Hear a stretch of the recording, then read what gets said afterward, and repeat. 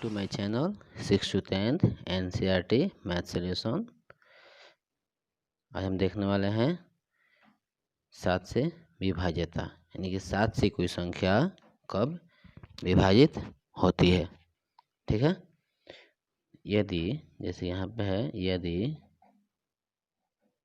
यदि इकाई अंक को छोड़कर शेष बची संख्या, ठीक है, में से इकाई अंक का दुगुना करके घटाने पर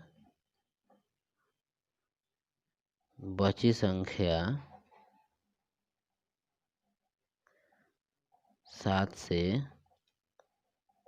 विभाजित हो तो वह संख्या 7 से विभाजित होगी। ठीक है, जैसे एग्जाम्पल हम देख लेते हैं। ठीक है, एग्जाम्पल में यहाँ पे जैसे आपका है 882। तो इस संख्या को, इकाइयों को हमको छोड़ देना है। देखिए, इकाइयों को छोड़कर शेष बची संख्या में से, तो इकाइयों का यह है, इसको छोड़ देंगे तो शेष क्या बच रहा है 88 में से इकाइयों जो छोड़े हैं उसका दुगुना करना है। तो दुगुना 2 हो जाएगा, दुगुना करेंगे तो कितना आएगा 88 माइनस 2 दूनी 4, करेंगे तो कितना आएगा 84। 7 के बराबर में 84 आता है। 7 कम 7, 7 दूनी, देखिए 7 कम 7, 7 दूनी 14, यानी कि यह 7 से कट गया। तो समझिए कि यह जो संख्या है आपका 7 से विभाजित हो जाएगा। ठीक है, तो अभी हमने देखा कि 7 से कुछ संख्या कब विभाजित होती है। अब देखेंगे 8 से विभाजित कि 8 से कोई संख्या कब विभाजित होती है। तो यह इसका नियम होता है, यदि, ठीक है, यदि इकाई दहाई तथा सैकड़ा वाले, ठीक है, इकाई दहाई तथा सैकड़ा वाले, ठीक है, स्थान के अंक, यानी 3 अंतिम संख्या, ठीक है, 3 अंतिम संख्या यदि वह 8 से विभाज्य है, ठीक है, तो वह पूरी संख्या 8 से विभाजित होगी।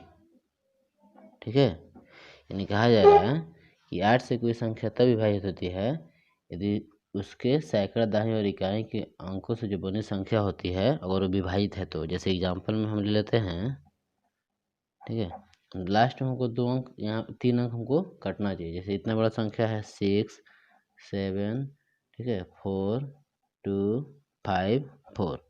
देखिए यहाँ पे 3 अंक हमको देखना है कि 8 से कट रहा है कि नहीं कट रहा है।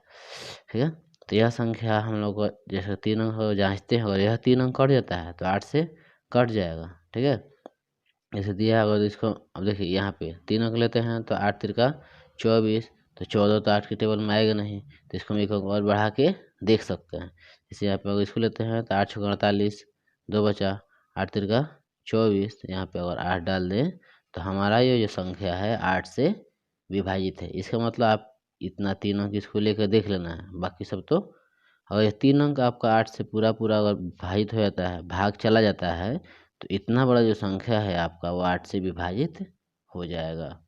ठीक है, तो यही हमारा 8 का नियम होता है। इसके बाद हम लोग बहुत सारी संख्या यहाँ पे लिख सकते हैं, अपना मन से कोई भी संख्या लिख हम लोग देख सकते हैं, जैसे 3 4, ठीक है, 8, यहाँ पे 8। अब यहाँ पे देखिए 3 अंक है और ये तीनों अंक विभाजित हो जा रहा है, तो ये समझिए कि अब जो बड़ी संख्या दिखाई दे रही है ये 8 से आपका विभाजित हो जाएगा। ETC कर देते हैं। ठीक है, उसके बाद हम लोग देखते हैं 9 से विभाज्यता की जांच। तो 9 से विभाज्यता की जांच में क्या कहता है कि यदि यदि संख्या के अंकों का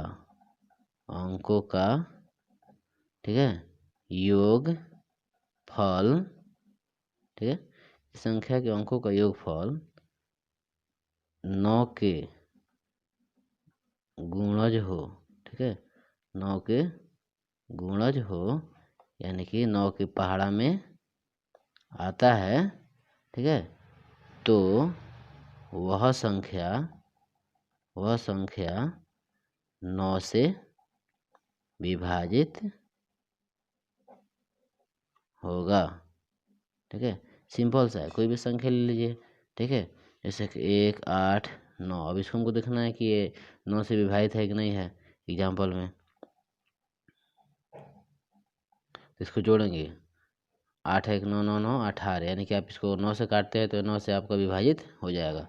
ठीक है, जैसे 3 4 6, ठीक है, 2 हो गया यहाँ पे। ठीक है, देखिए 6 2 8 8 4 12 3 15, और यहाँ पे 3 कर दें तो 18, 9 के पढ़े में आपका 18 आता है। तो यह जो संख्या दिया हुआ है आपका 9 से विभाजित हो जाएगा। तो इसलिए आप कोई भी संख्या लेकर उसे देख सकते हैं। जैसे हमने 3 का पढ़ा था कि 3 के रूल में क्या कहता है कि संख्या को जोड़ते हैं और 3 के टेबल में आता है, यानी 3 का पहाड़ा में आता है, तो आपका 3 से वह विभाजित हो जाएगा।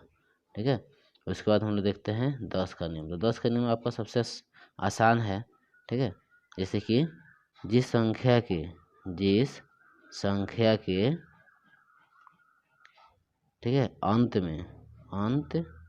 में यानी कि इकाई स्थान पर, ठीक है, इकाई स्थान पर 0 आता है, तो वह संख्या 10 से विभाजित, ठीक है, वह संख्या 10 से विभाजित होगी। जैसे एग्जाम्पल में देखिए,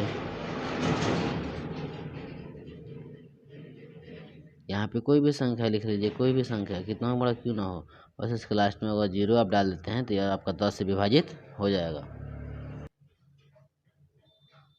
ठीक है, आपका 10 से विभाजित हो जाएगा। फिर इसी तरह कोई भी संख्या डाल दीजिए, मगर यहाँ पे 0 रहता है तो आपका 10 से विभाजित हो जाता है। फिर कोई भी संख्या डाल देते हैं हम लोग, तो आपका 10 से विभाजित हो जाएगा। इस तरह बहुत सारी संख्याएं हैं कि कोई भी संख्या हम डाल देते हैं और उसके लास्ट में अगर हम 0 सिर्फ डाल दें, देखिए सिर्फ 0 अगर डाल देते हैं तो हमारी संख्या 10 से विभाजित हो जाती है।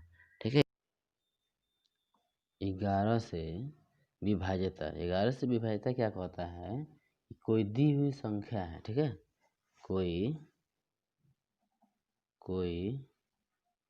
दी गई संख्या, ठीक है, कोई दी गई संख्या है ना, 11 से तभी विभाजित होती है, 11 से तभी विभाजित होती है। ठीक है, होती है यहाँ पे 11 से तभी विभाजित होती है जब ठीक है संख्या के, जब संख्या के बाईं ओर से, ठीक है, दाएं के बाईं ओर चलना है संख्या, जबकि संख्या जो दिया हुआ है, जब संख्या के सम स्थानों का योग तथा विषम स्थानों का योग हो गया, का अंतर या तो 0 हो या 11 के गुणज हो, तभी वह संख्या 11 से विभाजित होगी।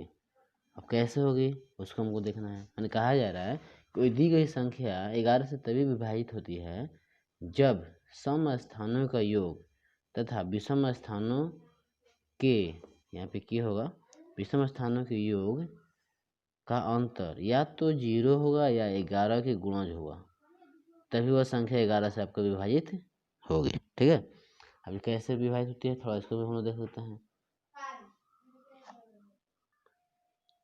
जैसे यहाँ पे आप दिया हुआ है, ठीक है, एग्जाम्पल में कोई भी संख्या ले लेते हैं और उसको देखते हैं। ठीक है,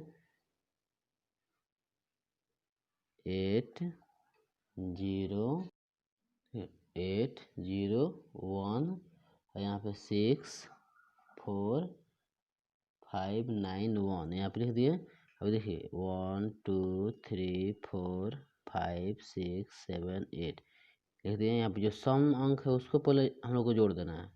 तो सम अंक देखिए यह है और यह है ना, तो इसको हम क्या करते हैं यहाँ पे जोड़ देते हैं। तो देखिए कितना होगा, सम अंक के स्थान पे 2 के स्थान पर 9 है, 4 9 4 13 13 1 14 14 8 14 8 आपका कितना हो रहा है, देखिए 14 8 इसमें से 6 22 होगा, 22 यहाँ पे हम लिख दिए। ठीक है, माइनस का चिन्ह डाल दिए, यहाँ पे डाला गया। उसके बाद क्या कर रहा है यहाँ पे, अब इसको जोड़ना है हमको जो विषम स्थान पे उसको। तो देखिए 1 5 6 6 12 12 है यहाँ पे, तो 12 घटा दो कितना आएगा देखिएगा 10 आ रहा है। कितना आ रहा है 10। तो यह जो संख्या है 11 से हम लोग को विभाजित नहीं होगा।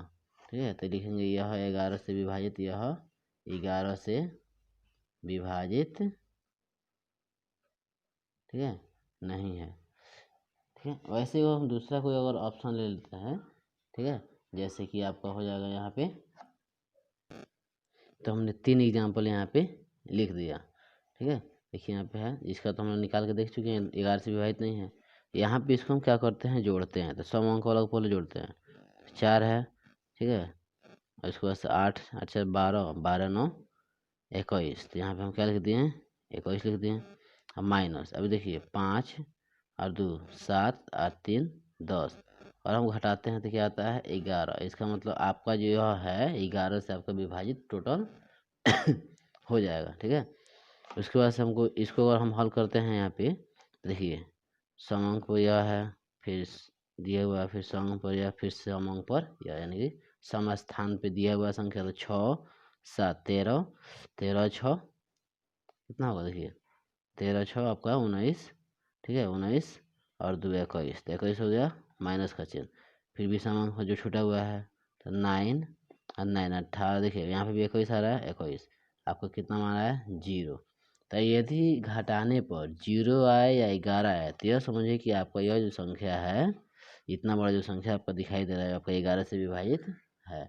ठीक है, आशा करते हैं आपको विभाज्यता के नियम सभी समझ में जरूर आया होगा। आप हमारे चैनल को लाइक और सब्सक्राइब जरूर कीजिए और शेयर करना ना भूलें, ताकि आपको हर वीडियो का नोटिफिकेशन मिलता रहे। ठीक है, यह जो है 11 तक विभाज्यता की जांच सभी क्लासों के लिए अनिवार्य है, इसलिए हमने इसका वीडियो बनाकर अपलोड किया है।